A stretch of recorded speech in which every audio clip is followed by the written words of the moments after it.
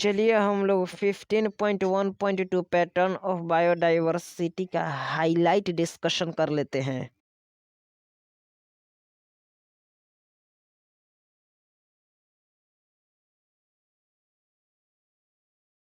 बताइए, क्या generally species diversity decrease करता है as we move away from the equator towards the pole?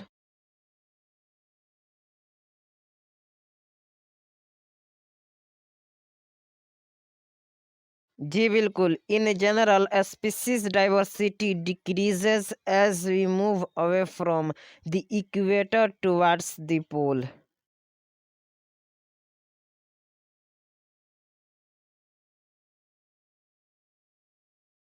चलिए, ट्रॉपिक्स का लैटिट्यूडनल रेंज बताइए।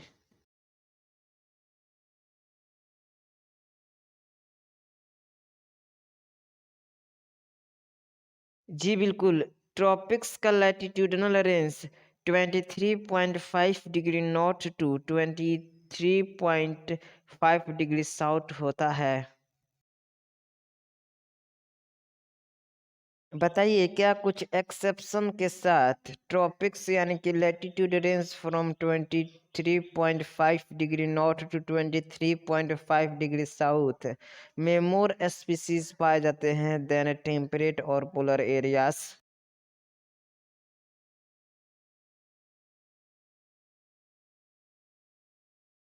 जी बिल्कुल। With very few exception, tropics यानी कि latitudinal range of 23.5 degree north to 23.5 degree south harbour more species than temperate और polar areas.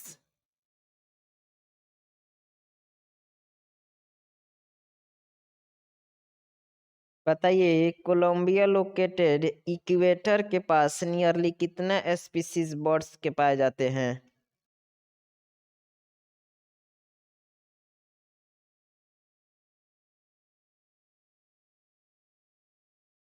जी बिल्कुल। Colombia located near the equator 1400 species birds के पाए जाते हैं। बताइए, न्यूयॉर्क में 41 डिग्री नॉर्थ के पास कितना स्पीसीज बर्ड्स के पाए जाते हैं?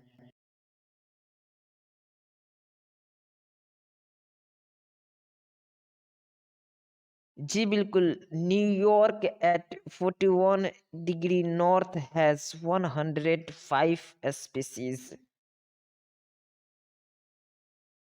बताइए, ग्रीनलैंड एट 71 डिग्री नॉर्थ केवल कितने स्पीसीज बर्ड्स के पाए जाते हैं?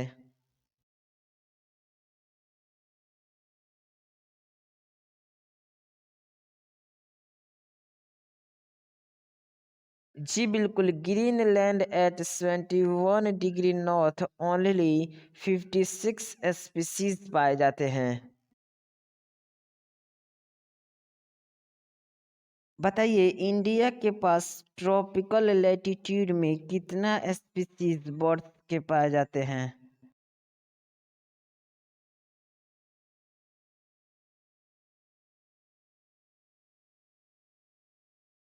जी बिल्कुल। इंडिया में ट्रॉपिकल लैटिट्यूड में मोर देन 12,000 स्पीसीज बर्ड्स के पाए जाते हैं। बताइए, क्या ट्रॉपिकल रीजन के फॉरेस्ट जैसे कि इक्वाडोर के पास 10 टाइम्स स्पीसीज होता है वेस्कुलर प्लांट्स का as a forest of equal area of temperate region like the midwest of the USA?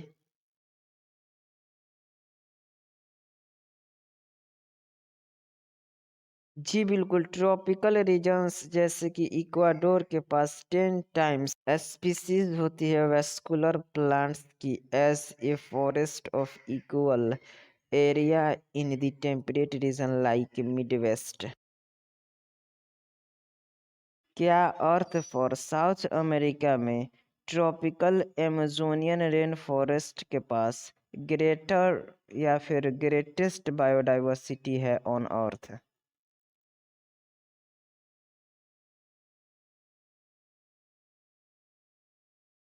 जी बिल्कुल, साउथ अमेरिका में ग्रेटर एमेजोनियन रेन फॉरेस्ट में ग्रेटेस्ट बायोडाइवर्सिटी है ऑन अर्थ।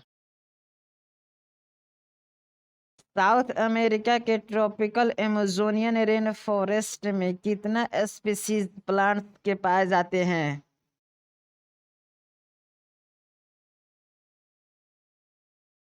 जी बिल्कुल, साउथ अमेरिका के ट्रॉपिकल एमेजोनियन रेन फॉरेस्ट में 40,000 species यानी कि 40,000 स्पीसीज प्लांट्स के पाए जाते हैं। बताइए, साउथ अमेरिका के ट्रॉपिकल एमेजोनियन रेन फॉरेस्ट में कितना स्पीसीज फिशेस के पाए जाते हैं?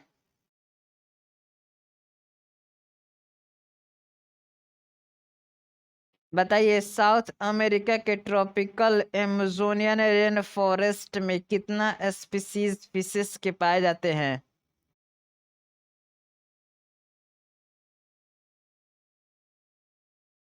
जी बिल्कुल, 3,000 स्पीसीज फिशेस के पाए जाते हैं यानी कि 3,000।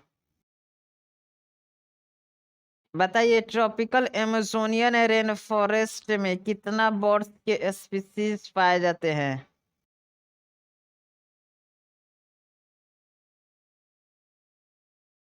जी बिल्कुल, 1,300 बर्ड स्पीसीज पाए जाते हैं यानी कि 1,300 बर्ड स्पीसीज। चलिए बताइए, ट्रॉपिकल एमेजोनियन रेन फॉरेस्ट में कितना स्पीसीज मैमल्स के पाए जाते हैं?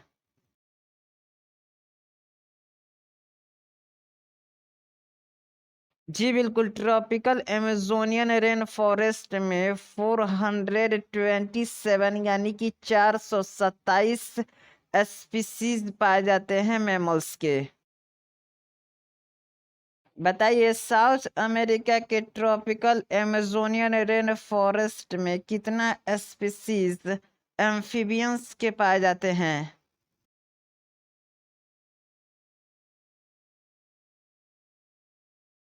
जी बिल्कुल, 427 यानी कि 427 स्पीसीज पाए जाते हैं एम्फीबियंस के। बताइए, साउथ अमेरिका के ट्रॉपिकल एमेजोनियन रेन फॉरेस्ट में कितना स्पीसीज रेप्टाइल्स के पाए जाते हैं?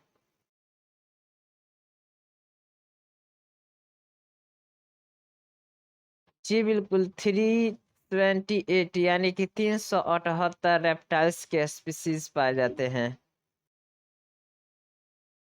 बताइए, ट्रॉपिकल एमेजोनियन रेन फॉरेस्ट में कितना स्पीसीज इनवर्टिब्रेट्स के पाए जाते हैं?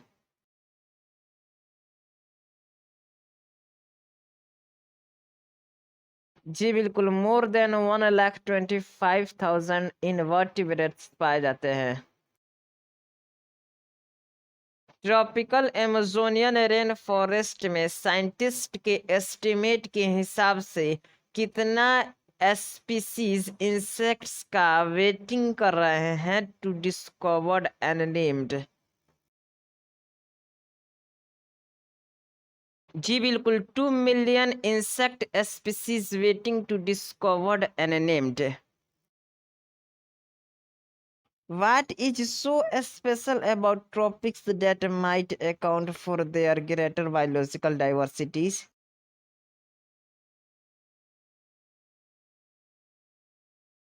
जी बिल्कुल, इसके लिए इकोलॉजिस्ट और इवोल्यूशनरी बायोलॉजिस्ट बहुत सारे हाइपोथेसिस को प्रपोज्ड किए हैं।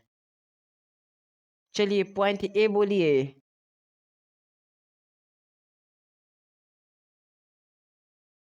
जी बिल्कुल, स्पेशिएशन टाइम का फंक्शन होता है और टेम्परेट रीजन में फ्रीक्वेंट ग्लेशिएशन होता है, जबकि ट्रॉपिकल लैटिट्यूड्स रिलेटिवली अनडिस्टर्ब था फॉर मिलियंस ऑफ ईयर और इसलिए इसमें लॉन्ग इवोल्यूशनरी टाइम मिल गया फॉर स्पीसीज डाइवर्सिफिकेशन। चलिए सेकेंड पॉइंट बी को बोलिए।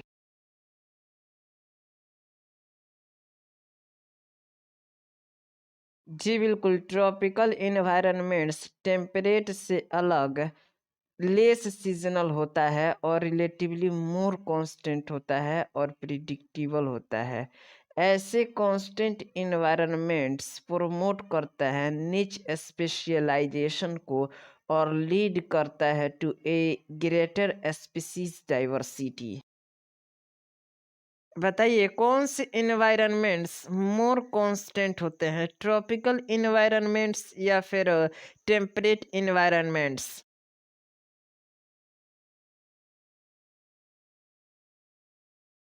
जी बिल्कुल, ट्रॉपिकल इन्वायरमेंट्स लेस सीजनल और रिलेटिवली मोर कांस्टेंट और प्रिडिक्टेबल होता है।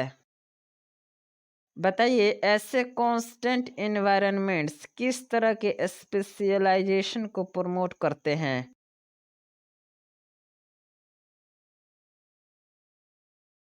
जी बिल्कुल, ऐसे कांस्टेंट इन्वायरमेंट्स नीच स्पेशलाइजेशन को प्रमोट करते हैं और लीड करते हैं ग्रेटर स्पीसीज डाइवर्सिटी। चलिए नेक्स्ट पॉइंट सी को बोलिए।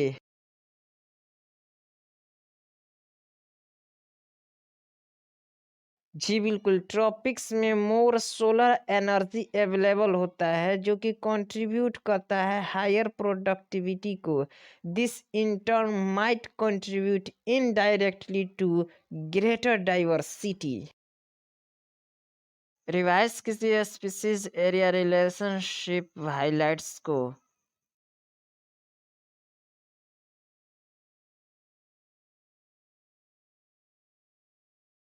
बताइए जर्मन नेचुरलिस्ट और ज्योग्राफर अलेक्जेंडर ओन हम्बोल्ट ने किस जंगल्स में अपना एक्सप्लोरेशन किए थे?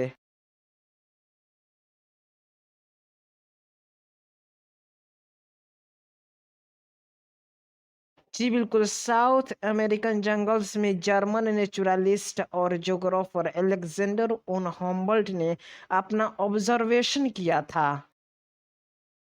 बताइए German naturalist and geographer Alexander von Humboldt ने साउथ अमेरिकन जंगल्स में क्या ऑब्जर्व्ड किया था? जी बिल्कुल, उन्होंने यह ऑब्जर्व किया था कि स्पीसीज रिचनेस इंक्रीज्ड हो जाता है with increasing explored area but only up to a limit. बताइए क्या स्पीसीज रिचनेस और एरिया के बीच में relation for a variety of taxa that is angiosperm plant birds bats fresh water fishes rectangular hyperbola show करते हैं?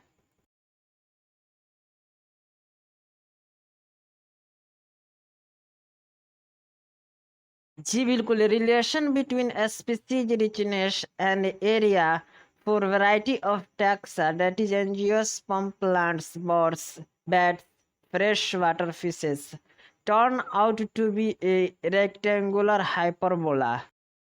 बताइए logarithmic scale पर यह रिलेशन क्या स्ट्रेट लाइन शो करता है?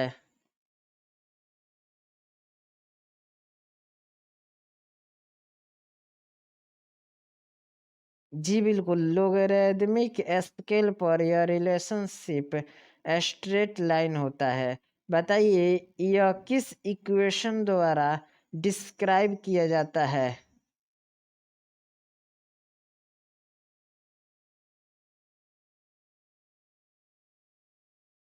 जी बिल्कुल, log S is equals to log C plus Z log A, जहाँ पर एस क्या है बताइए?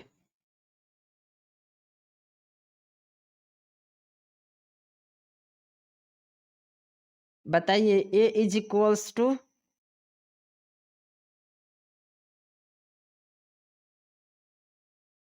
बताइए जेड किसको शो कर रहा है?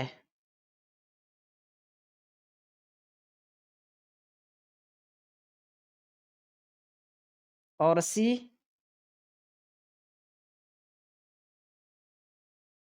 जी बिल्कुल, एस स्पीसीज रिचनेस को, ए एरिया को, Z slope of the line that is regression coefficient और सी इंटरसेप्ट को शो कर रहा है। जेड लाइन का रेंज बताइए।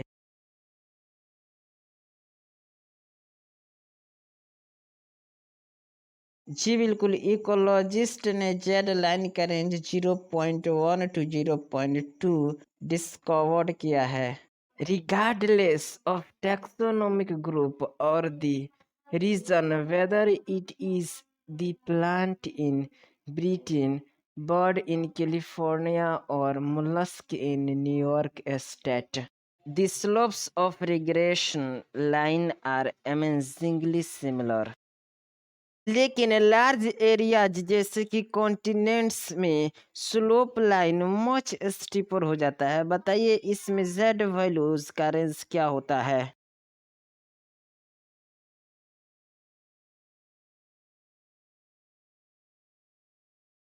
जी बिल्कुल, जेड लाइन की वैल्यू 0.6 टू 1.2 होता है।